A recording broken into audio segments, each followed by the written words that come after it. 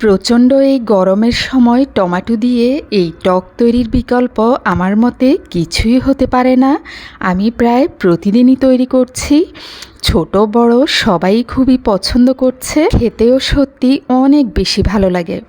Tomato দিয়ে আমি এই টক তৈরি করার জন্য প্রথমেই গোল গোল টমেটোকে এভাবে টুকরো টুকরো করে কেটে নিয়েছি, বুকটা ফেলে দিয়ে, যাতে খুব তাড়াতাড়ি গলে যায়। এবার আমি শুধুমাত্র লবণ এবং সামান্য পরিমাণে হলুদ দিয়ে এই টমেটোগুলোকে সেদ্ধ করে নিব। সাথে দিব একটু বেশি পরিমাণে পানি। লবণটাও কিছুটা বাড়িয়ে দিচ্ছি, কারণ টকের সাথে লবণ একটু বাড়িয়ে দিলে খুবই ভালো লাগে।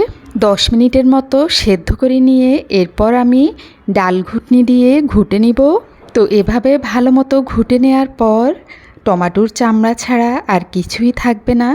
এরপর আমি একটা ছাঁকনি দিয়ে টমেটোর চামড়াগুলো এবং বিচিগুলো ছেঁকে ফেলে দিব। চামড়া এবং বিচি টমেটোর সাথে থাকলে খেতে কিন্তু একদমই ভালো লাগে না, দেখতেও ভালো লাগে না। তো আমি ফেলে দিয়েছি। ফেলে আবারও পাতিলে বসিয়ে দিয়েছি। মাত্র 2টো কাঁচামরিচ দিয়েছি সামান্য মুখ কেটে। আর এই টকটার সাথে ধনিয়া পাতা খুবই ভালো যায়, তাই কিছুটা ধনিয়া পাতাও দিয়ে দিয়েছি। এবার আমি বাগার দিয়ে দিব, কারণ আমি সেদ্ধ করার সাথে কোনো পেঁয়াজ রসুন কিছুই দেইনি।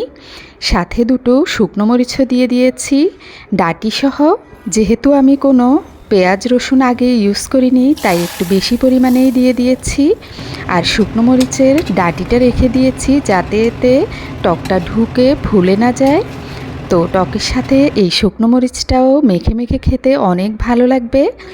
আর বাচ্চাদের জন্য তো প্রয়োজনই নেই, তারা এমনিতেই পছন্দ করবে মরিচ ছাড়া, কারণ খুব বেশি ঝাল হবে না।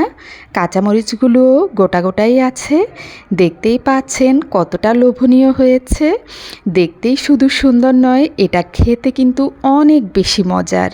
তবে সমস্যা হলো একটা জায়গাতেই, এই টকটা যখনই রান্না করা হয় ভাতের পরিমাণটা একটু বেশি খাওয়া হয়। জানি অনেকেই মনে করতে পারেন এই সহজ রেসিপিটা দেওয়ার কি দরকার ছিল। আসলে অনেকেরই এই টকটা রান্না করার কথা মনেই থাকে না, অথচ এই টকটা কিন্তু অনেক বেশি টেস্টি। সবাই ভালো থাকবেন আর একবার হলেও এই টকটা তৈরি করে খাবেন। আল্লাহ হাফেজ।